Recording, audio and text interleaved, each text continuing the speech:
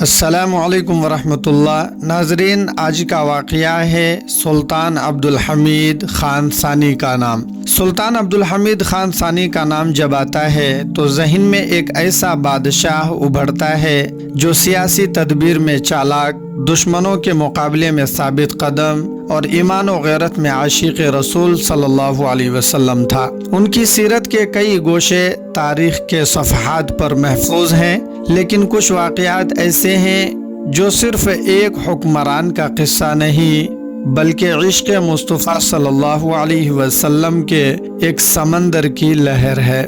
ابتدائی زندگی اور خلافت تک پہنچنے کا مختصر ذکر۔ سلطان عبدالحمید خان ثانی 21 ستمبر 1842 کو استنبول میں پیدا ہوئے۔ وہ خلافت عثمانیہ کے 34ویں سلطان تھے۔ بچپن ہی سے سنجیدہ ذہین اور غیر معمولی بصیرت رکھنے والے تھے۔ انہوں نے تعلیم و تربیت بڑی نیک ماحول میں حاصل کی۔ فنون لطیفہ، شعر و ادب اور دینی تعلیم کے ساتھ ساتھ سیاسی حالات کا بھی گہرا شعور رکھتے تھے۔ 1876 میں جب سلطنت عثمانیہ پر اندرونی اور بیرونی دباؤ بہت بڑھ گیا، خلافت کمزور ہوتی جا رہی تھی، ایسے وقت میں وہ تخت خلافت پر فائز ہوئے۔ یہ وہ زمانہ تھا جب یورپی طاقتیں سلطنت کو ٹکڑے کرنے کی سازشوں میں مصروف تھی اور اندرونی غدار بھی دشمنوں کے ہاتھ مضبوط کر رہے تھے۔ عبدالحمید خان نے خلافت کی باغ ڈور سنبھالتے ہی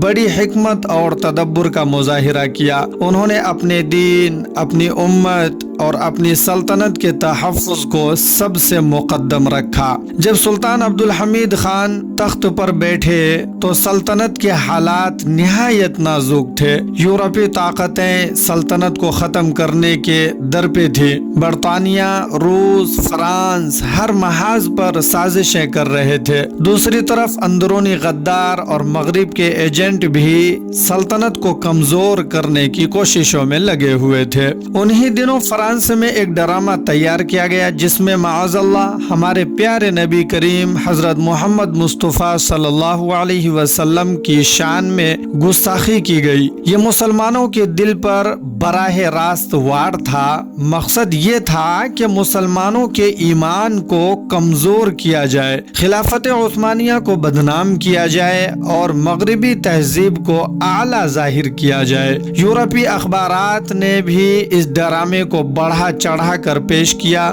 دشمن یہ چاہتے تھے کہ سلطان یا تو خاموش رہیں اور ان کی کمزوری ظاہر ہو یا پھر سخت رد عمل دیں تاکہ مغربی دنیا میں ان پر مزید دباؤ ڈالا جا سکے۔ سلطان عبدالحمید خان پہ یہ گستاخی برداشت نہ کر سکے۔ ان کے دل میں رسول اللہ صلی اللہ علیہ وسلم کی محبت سب سے بڑھ کر تھی۔ انہوں نے فوراً فرانس کی حکومت کو سخت پیغام بھیجا، اگر تم نے یہ ڈرامہ پیش کیا تو یاد رکھو خلافت عثمانیہ کا ایک ایک سپاہی پیرس پر چڑھائی کرے گا اور اس وقت تک چین سے نہیں بیٹھے گا جب تک اس گستاخی کا حساب نہ لے لے۔ سلطان نے یہ بھی کہا کہ اگر یورپ کو آزادی اظہار عزیز ہے، آزادی اظہار اگر یورپ کو عزیز ہے تو مسلمانوں کو اپنے نبی صلی اللہ علیہ وسلم کی عزت اور حرمت اس سے کہیں زیادہ عزیز ہے۔ وہ اپنی جان، مال اور سلطنت سب کچھ قربان کر سکتے ہیں لیکن حضور صلی اللہ علیہ وسلم کی حرمت پر آنچ برداشت نہیں کر سکتے۔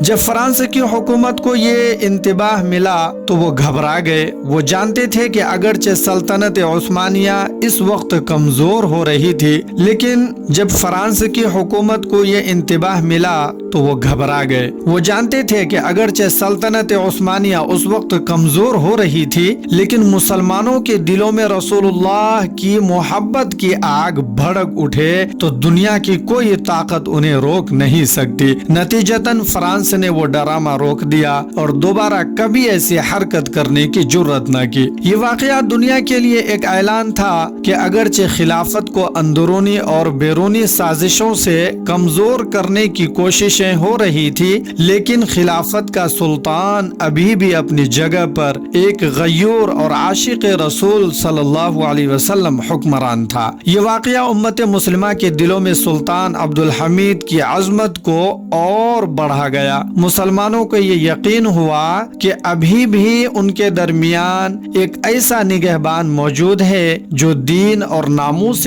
رسالت کی حفاظت کے لیے اپنی سلطنت اور جان تک قربان کرنے کو تیار ہے۔ 19ویں صدی کے آخر تک یہودی یورپ کے مختلف حصوں میں رہتے تھے۔ مغربی طاقتیں ان کو کبھی مذہبی بنیادوں پر، کبھی سیاسی بنیادوں پر تنگ کرتی رہتی۔ ان کے ذہن میں صہیونی ریاست کا خواب تھا اور وہ چاہتے تھے کہ فلسطین کو اپنی سرزمین بنا لیں تاکہ وہاں ایک الگ ریاست قائم ہو۔ یہودی رہنما تھیوڈور ہرزل صہیونی تحریک کا بانی تھا۔ اس نے فیصلہ کیا کہ اگر مسلمانوں کے ہاتھوں سے فلسطین نکالنا ہے تو صرف ایک ہی راستہ ہے، سلطنت عثمانیہ اور خاص طور پر خلیفہ وقت کو راضی کرنا۔ تھیوڈور ہرزل نے عثمانی دربار کے دروازے پر دستک دی۔ اس نے کہا کہ یہودی خلافت کی مالی مدد کرنا چاہتے ہیں۔ اس نے پیشکش رکھی، ہم خلافت کے تمام قرضے ادا کریں گے، سلطنت عثمانیہ کو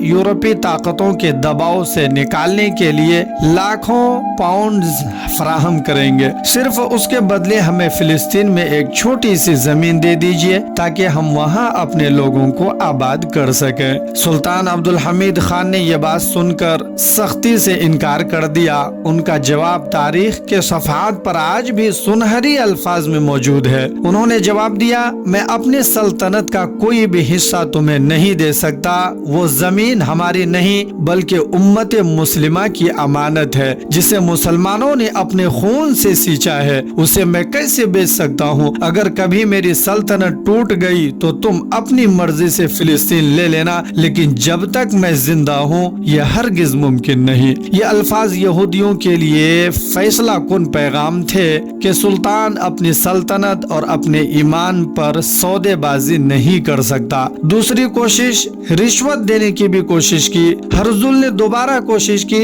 اس بار اس نے دربار کے کچھ وزیروں کو رشوت دینے کی کوشش کی تاکہ سلطان تک بات نرم انداز میں پہنچے، لیکن جب سلطان کو علم ہوا تو انہوں نے سختی سے ان وزیروں کو باز پرس کی اور کہا، یہ زمین میرے جسم کی طرح ہے، اگر اس میں سے کچھ کاٹنا ہے تو پہلے میرے جسم کو ٹکڑے ٹکڑے کرنا ہوگا۔ میرے عزیزو، نتیجہ یہودی اپنے مقصد میں ناکام ہوئے۔ وہ جان گئے کہ جب تک سلطان عبدالحمید خان خلافت کے تخت پر ہیں، فلسطین کا ایک انچ بھی ان کے ہاتھ نہیں لگ سکتا۔ اسی لیے انہوں نے اپنی حکمت عملی بدلی اور یورپی طاقتوں کے ساتھ مل کر خلافت کو گرانے کی سازشیں تیز کر دی۔ وہ جانتے تھے کہ فلسطین حاصل کرنے کا راستہ خلافت کے خاتمے سے ہو کر ہی جاتا ہے۔ یہ واقعہ اس بات کی واضح دلیل ہے کہ ایک حقیقی مسلمان حکمران کے لیے ایمان سب سے مقدم ہوتا ہے۔ دولت،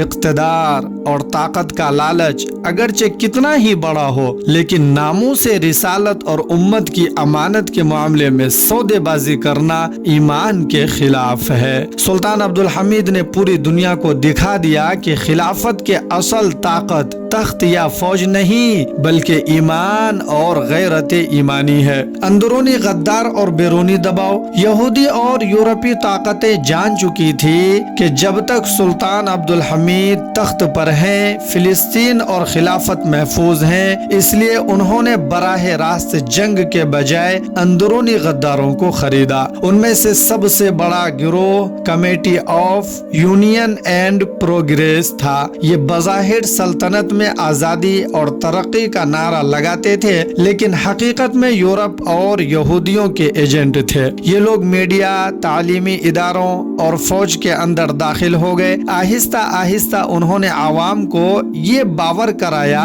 کہ سلطان ترقی کے دشمن ہے۔ حقیقت یہ تھی کہ وہ سلطان کی دینداری اور یہودیوں کے خلاف ڈٹ جانے سے تنگ تھے۔ 1909 میں ان غداروں نے یورپی طاقتوں کی مدد سے بغاوت کی اور سلطان عبدالحمید خان کو خلافت سے معزول کر دیا گیا۔ انہیں قسطنطنیہ استنبول کے بجائے شہر سالنیک جلا وطن کر دیا گیا۔ جب معزولی کا حکم بڑھ کر 1909 میں ان غداروں نے یورپی طاقتوں کی مدد سے بغاوت کی اور سلطان عبدالحمید خان کو خلافت سے معزول کر دیا گیا۔ جب معزولی کا حکم پڑھ کر سنایا گیا تو سلطان نے بڑے صبر سے کہا، الحمدللہ میں نے اپنی خلافت میں نہ دین کا سودا کیا نہ امت کی امانت بیچی، میں سکون سے رخصت ہو رہا ہوں۔ سالنیک میں ان کی زندگی سخت پابندیوں میں گزری۔ انہیں نہ باہر جانے کی اجازت تھی نہ سیاسی سرگرمیوں کی اجازت، لیکن اس قید میں بھی وہ قرآن کریم کی تلاوت کرتے، ذکر و اذکار میں وقت گزارتے اور اللہ پر بھروسہ رکھتے۔ وہ اپنے قریب آنے والوں سے اکثر کہتے، میں نے سب کچھ کھو دیا مگر اپنا ایمان اور اپنے نبی کی محبت کبھی نہیں کھوئی، یہی میری سب سے بڑی دولت ہے۔ 1918 میں پہلی جنگ عظیم کے دوران سلطان عبدالحمید خان ثانی کا انتقال ہوا۔ اس وقت خلافت کے حالات مزید بگڑ چکے تھے اور سلطنت ٹوٹ پھوٹ کا شکار تھی۔ انہیں استنبول میں سپرد خاک کیا گیا۔ لاکھوں مسلمانوں نے اشکبار آنکھوں سے اپنے سلطان کو رخصت کیا۔ بہت سے لوگ روتے ہوئے کہتے تھے، آج ہم یتیم ہو گئے۔ میرے عزیزو، اس واقعے سے کچھ نصیحت اور کچھ سبق بھی ملتے ہیں۔ سلطان عبدالحمید خان کی زندگی ایک واضح پیغام ہے، ایمان پر سمجھوتا نہیں ہونا چاہیے، چاہے پوری دنیا دولت اور طاقت کا لالچ دے دے۔ دشمن ہمیشہ پروپیگنڈا اور اندرونی غداروں کے ذریعے امت کو نقصان پہنچاتے ہیں۔ ایک حکمران کے لیے سب سے بڑی طاقت فوج نہیں بلکہ عقیدہ اور غیرت ایمانی ہے۔ ناموس رسالت صلی اللہ علیہ وسلم اور امت مسلمہ کی امانت سب سے بڑھ کر ہے۔ آخرکار اس واقعے کا ہم خلاصہ پیش کرتے ہیں۔ سلطان عبدالحمید خان ثانی ایک ایسے حکمران تھے جنہوں نے کمزور سلطنت کو ایمان اور غیرت کے ساتھ بچانے کی کوشش کی۔ انہوں نے حضور کی شان میں گستاخانہ ڈرامے پر سخت موقف اپنایا، یہودیوں کی فلسطین خریدنے کی کوشش کو رد کیا اور اپنی سلطنت کو آخری دم تک امت کی امانت سمجھ کر سنبھالا۔ اگرچہ غداروں نے انہیں معزول کر دیا مگر ان کا کردار آج بھی مسلمانوں کے لیے مشعل راہ ہے۔ امت کو چاہیے کہ وہ اپنے ایمان، اپنی خلافت اور اپنے نبی کی عزت کو ہر چیز پر مقدم رکھے۔ اس واقعے سے ہمیں نصیحت مل رہا ہے، ذرا غور سے سنیے۔ اس واقعے سے ہمیں نصیحت ملتا ہے، ذرا غور سے سنیے۔ امت کو چاہیے کہ وہ اپنے ایمان، اپنی خلافت اور اپنے نبی کی عزت کو ہر چیز پر مقدم رکھے۔ دشمن کے پروپیگنڈے اور چھوٹے نعروں میں نہ آئے، جھوٹے نعروں میں بھی نہ آئے، اور یہ کہ اگر ہم سلطان عبدالحمید خان کی طرح دین پر ڈٹ جائیں تو دنیا کی کوئی طاقت ہمیں شکست نہیں دے سکتی۔ تو یہ تھا مختصر سا واقعہ جو مکمل ہوا۔ ہم اور بھی آپ کی خدمت میں ایک نیا واقعہ لے کر کے آئیں گے اور آپ لوگ اپنی رائے ضرور دے سکتے ہیں کہ کس طرح کے واقعات لانا چاہیے یا کس کے اوپر کس کا واقعہ لانا چاہیے۔ اگر اس طرح کے کچھ سوالات ہیں تو آپ کے لیے کامنٹ باکس کھلا ہوا ہے، آپ کامنٹ کر کے ہمیں بتا سکتے ہیں۔